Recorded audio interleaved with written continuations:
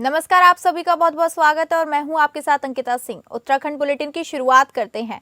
मुख्यमंत्री पुष्कर सिंह धामी के नेतृत्व में उत्तराखंड में खनन सुधारों की दिशा में निरंतर उल्लेखनीय कदम उठाए जा रहे हैं। पारदर्शिता, तकनीक और सख्त निगरानी के आधार पर पिछले 4 सालों में प्रदेश ने खनन क्षेत्र में रिकॉर्ड उपलब्धियां हासिल की हैं।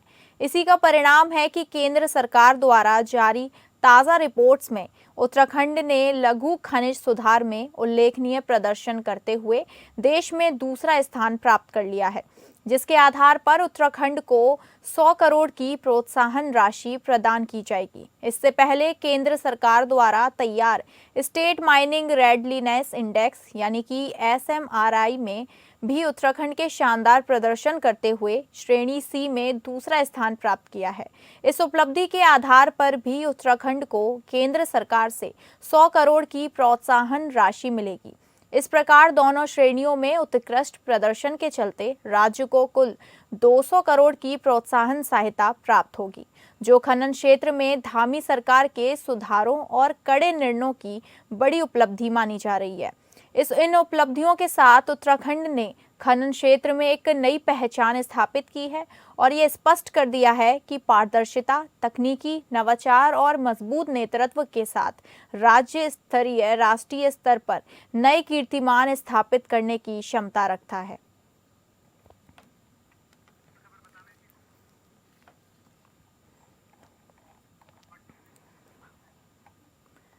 आपको बता दें, मुख्यमंत्री पुष्कर सिंह धामी के नेतृत्व में उत्तराखंड में खनन सुधारों की दिशा में निरंतर उल्लेखनीय कदम उठाए जा रहे हैं। पारदर्शिता, तकनीक और सख्त निगरानी के आधार पर पिछले 4 सालों में प्रदेश ने खनन क्षेत्र में रिकॉर्ड उपलब्धियां हासिल की हैं। इसी का परिणाम है कि केंद्र सरकार द्वारा जारी ताज़ा रिपोर्ट्स में उत्तराखंड ने लघु खनिज सुधार में उल्लेखनीय प्रदर्शन करते हुए देश में दूसरा स्थान प्राप्त किया है।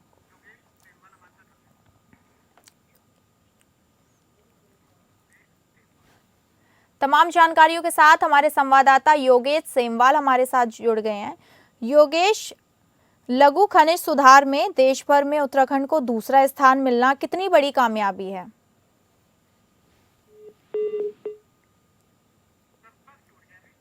लगता है संपर्क टूट गया है, दोबारा फिर से ट्राई करेंगे।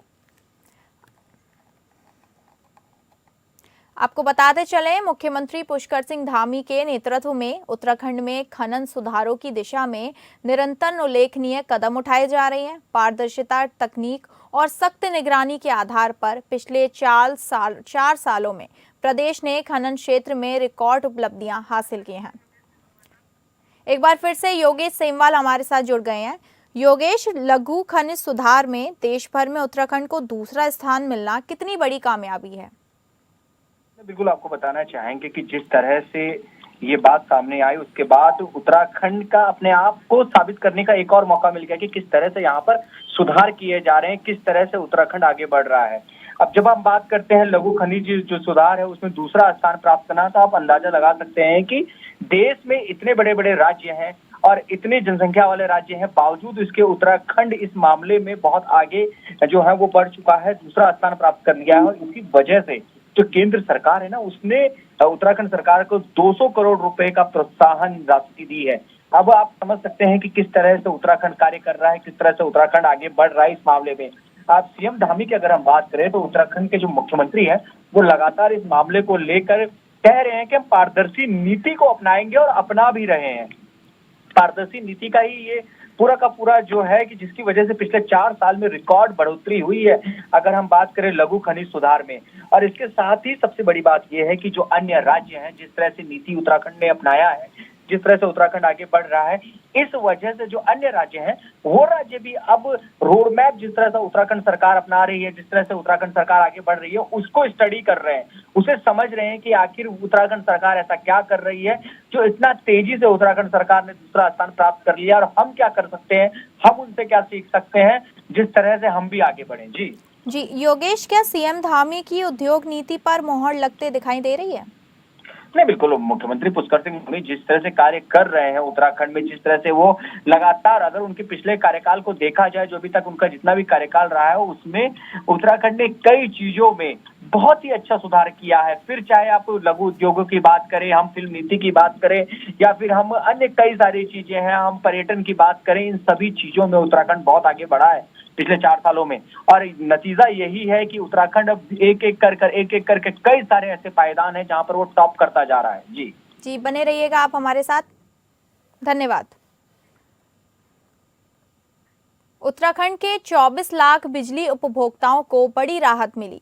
Fuel and power purchase cost adjustment के तहत आयोग ने 50.28 करोड़ का समायोजन बिलों में होगा।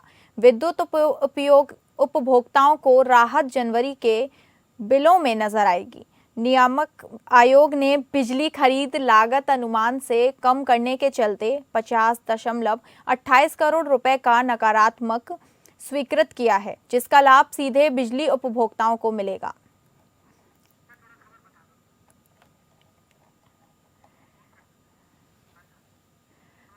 आपको बता दें, उत्तराखंड के 24 लाख बिजली उपभोक्ताओं को बड़ी राहत मिली है। Fuel and power purchase cost adjustment के तहत आयोग ने 50.28 करोड़ का समायोजन बिलों में होगा। विद्युत उपभोक्ताओं को राहत जनवरी के बिलों में नजर आएगी। नियामक आयोग ने बिजली खरीद लागत अनुमान से कम करने के चलते 50.28 करोड़ रुपए का नकारात्मक स्वीकृत किया है, जिसका सीधा लाभ बिजली उपभोक्ताओं को मिलेगा।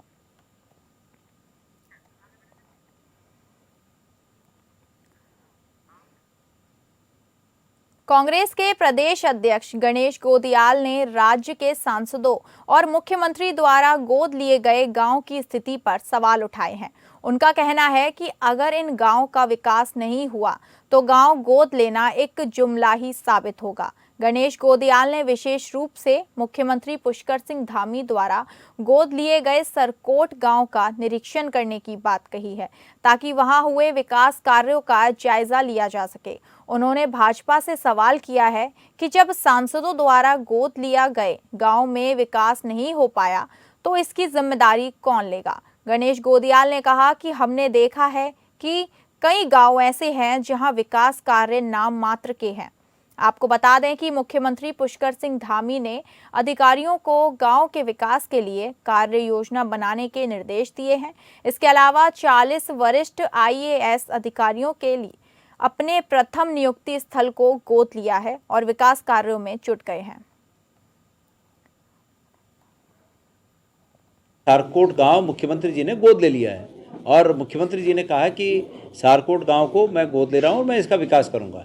तो माननीय मुख्यमंत्री जी, आप पर तो उत्तराखंड के पूरे गांव को विकास करने का भार है और चूंकि ठीक है आपने सारकोट भी लिया, इसका भी स्वागत है, लेकिन सारकोट में भी मैं आप जाकर देखूंगा कि मुख्यमंत्री जी ने इस गांव को कब गोद लिया था और अब तक उस गांव में क्या क्या हुआ। लेकिन उसके पहले मैं मुख्यमंत्री जी से पूछना चाहता हूं कि पिछले 10 सालों से आपके सांसदों ने जो गांव गोद लिए थे उन गांव की स्थिति क्या है। और मैं मानूंगा मुख्यमंत्री जी कि आपने सारकोट गांव को गोद लिया, तब मानूंगा जब आप सारकोट गांव को गोद लेकर वहां प्रत्येक बेरोजगार को रोजगार पर नियोजित करें। बागेश्वर ब्लॉक अंतर्गत क्षेत्र पंचायत सदस्य जोशी पालड़ी सेवानिवृत्त सूबेदार फतेह सिंह करायत ने विधायक बागेश्वर पार्वती दास से उनके आवास पर मुलाकात की। इस दौरान उन्होंने विधायक दास को जोशी पालड़ी में अधूरे छूटे सड़क निर्माण कार्य शीघ्र पूर्ण कराए जाने के संबंध में ज्ञापन सौंपा। स्वतंत्रता संग्राम सेनानी महेंद्र सिंह करायत के नाम पर मोटरगर्ग वर्ष 2005 में स्वीकृत हो गई थी, जिसका निर्माण कार्य वर्ष 2007 में शुरू किया गया था, लेकिन तब बजट के अभाव में सड़क का निर्माण कार्य अधूरा ही हो पाया।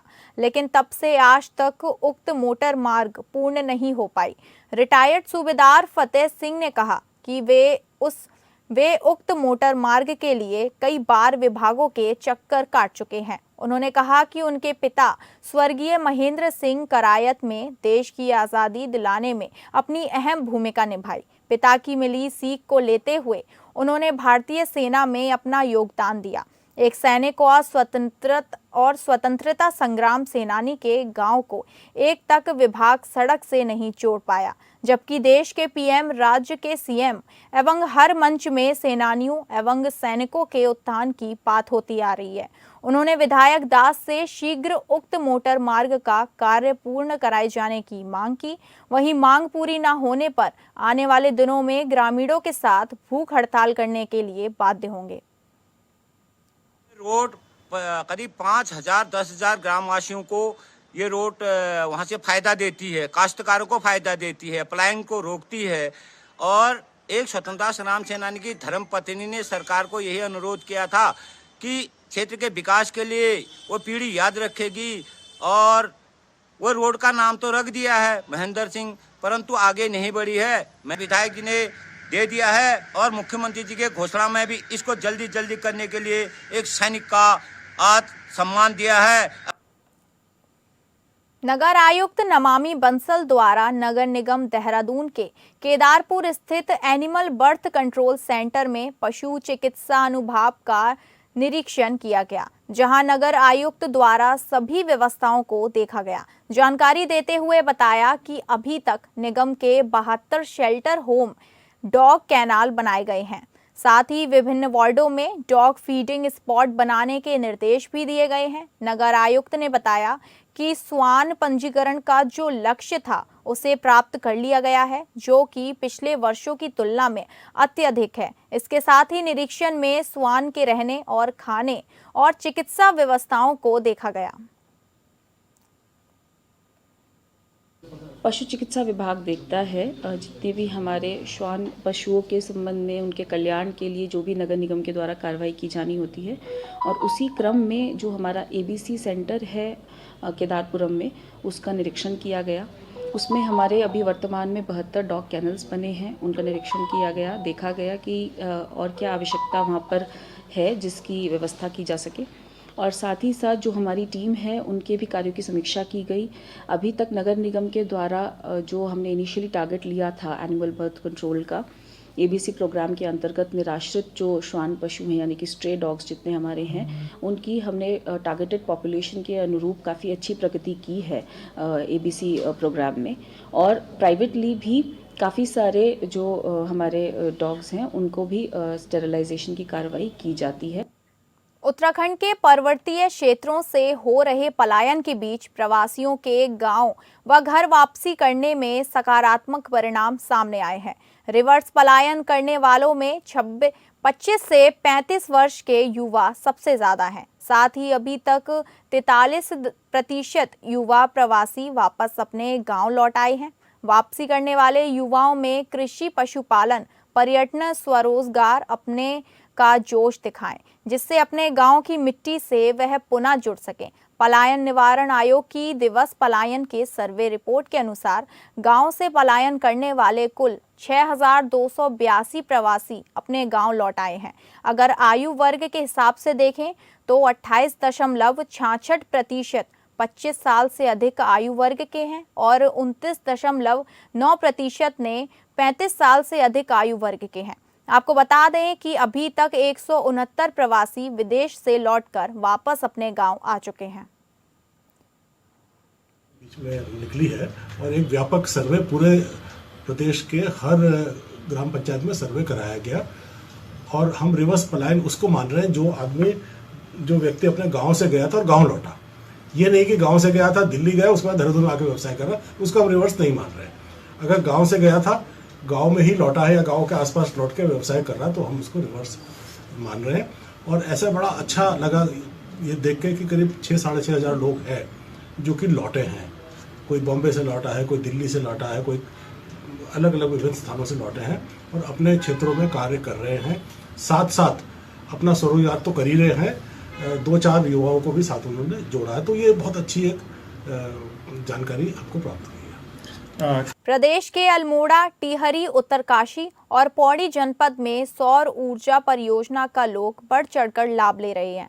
मुख्यमंत्री सौर स्वरोजगार योजना के तहत वहां पर लोगों को अच्छी खासी सब्सिडी का लाभ भी दिया जा रहा है। मुख्यमंत्री सौर स्वरोजगार योजना से खासतौर पर उत्तरकाशी, अल्मोड़ा और टिहरी में सबसे ज्यादा प्रोजेक्ट्स लगे हैं। उन सभी की बिजली UPCL द्वारा खरीदी जाती है, इसलिए अपने पहले से स्थापित सेटअप के जरिए ही यूपीसीएल बिजली ले रहा है।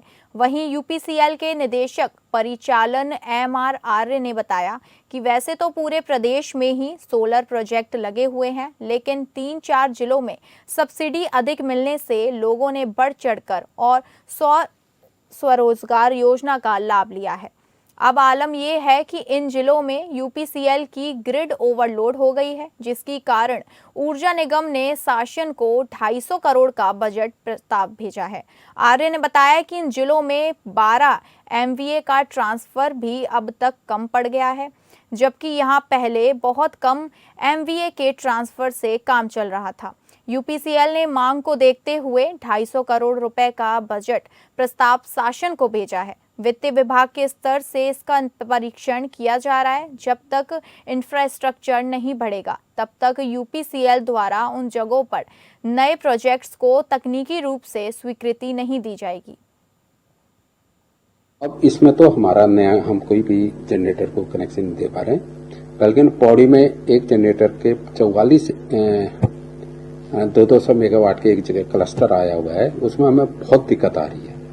उसमें हम कंडक्टर रिप्लेसमेंट का काम कर रहे हैं। उसमें भी मुझे लग रहा है कि उसमें भी हमको कम से कम 20 करोड़ का नया एक DPR मेरे पास आ रही है। अगर वो 20 करोड़ रुपया हमें मिलता है कहीं से, तो तब जाकर के हम उस काम को कर पाएंगे। इसलिए बहुत सारे लोगों के TFR भी हमारी कैंसिल हुई है। और इसके अलावा अभी हमारे कुमाऊं में काफी जिलों में वहां पर हमारे पास मार्जिन है, लेकिन वहां इस जो 250 मेगावाट पिछले था उसमें तो कम लोग के, हमारा बागेश्वर में कम जगह खाली है, पिथौरागढ़ जिले में खाली है और आपके नैनीताल में खाली है। जी। क्षेत्र में स्वास्थ्य सेवाओं की बदहाली और लगातार 3 प्रसव पीड़िताओं की मौत के बाद जन आक्रोश तेजी से उभर रहा है। इसी के मद्देनजर घनसाली स्वास्थ्य जन संघर्ष मोर्चा ने पिलखी से जिलाधिकारी कार्यालय नई टिहरी तक लंबी पदयात्रा निकाली। मोर्चा के सदस्यों ने बताया कि यह पदयात्रा 3 प्रसूता की मौत के लिए न्याय की मांग के लिए निकाली जा रही है। आंदोलनकारियों का कहना है कि प्रसूता मौतों के लिए जिम्मेदार स्वास्थ्य व्यवस्थाओं की जांच हो, पीड़ित परिवारों को उचित मुआवजा दिया जाए, घनसाली में उप जिला चिकित्सालय की स्थापना की जाए ताकि ऐसी घटनाओं की पुनरावृत्ति हो सके।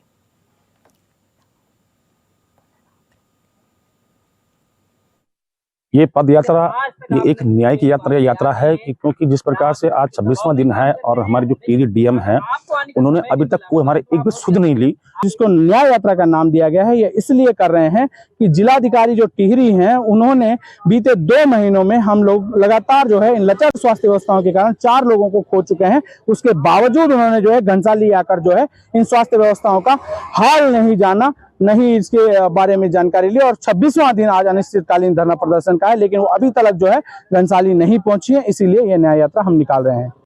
ये सबसे पहले जो हमारे जिम्मेदार लोग हैं और प्रशासनिक दृष्टि से जो है जिले में जो प्रथम व्यक्ति है जिलाधिकारी महोदय, आज 26वां दिन हमें यहाँ पे धरना देते हुए हो गया है। लगातार जन जागरण के कार्यक्रम चल रहे हैं। सभी लोगों को ये सूचना भी है कि आगे और भी लंबी लड़ाई होने वाली है, लेकिन संवेदनशीलता इस आंदोलन के प्रति जो है माननीय जो जिलाधिकारी महोदय है वो आज तक वो धरना स्थल पे नहीं आई है और क्या उन्होंने कार्रवाई की है आज तक हमें जानकारी नहीं है। तो इसी जन जागरण के कार्यक्रम के तहत जो है सिस्टम को जगाने के लिए हम लोगों ने तय किया कि पिलखी अस्पताल से और जिलाधिकारी कार्यालय तक जो है हम पैदल मार्च करने वाले हैं और सिस्टम को जगाने।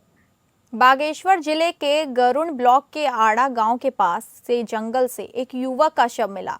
युवक 3 दिन से लापता था। युवक बारात में गया था, जिसके बाद लापता हो गया। युवक का शव जंगल से मिला, इलाके में हड़कंप मच गया। ग्रामीणों ने बैजनाथ कोतवाली पुलिस को सूचना दी। मौके पर पहुंचकर शव कब्जे में लेकर जांच में जुटी परिजनों ने हत्या की आशंका जताई है।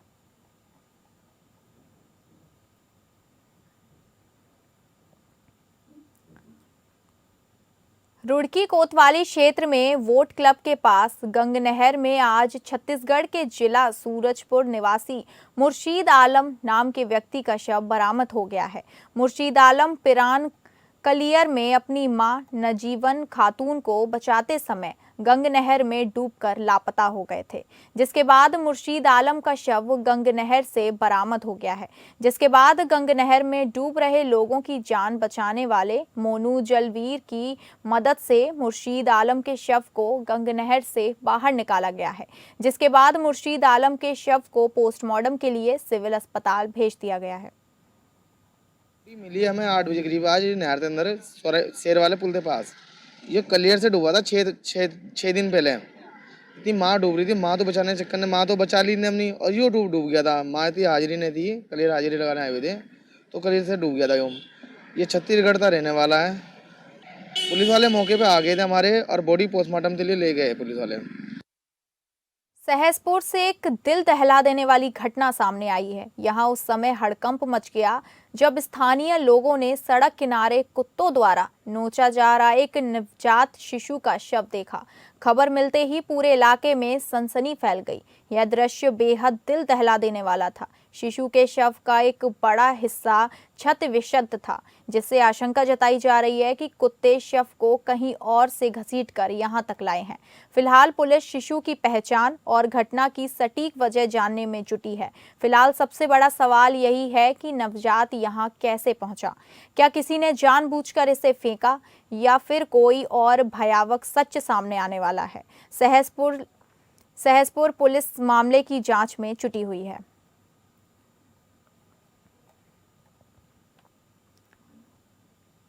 फिलहाल इस बुलेटिन में इतना ही। नमस्कार।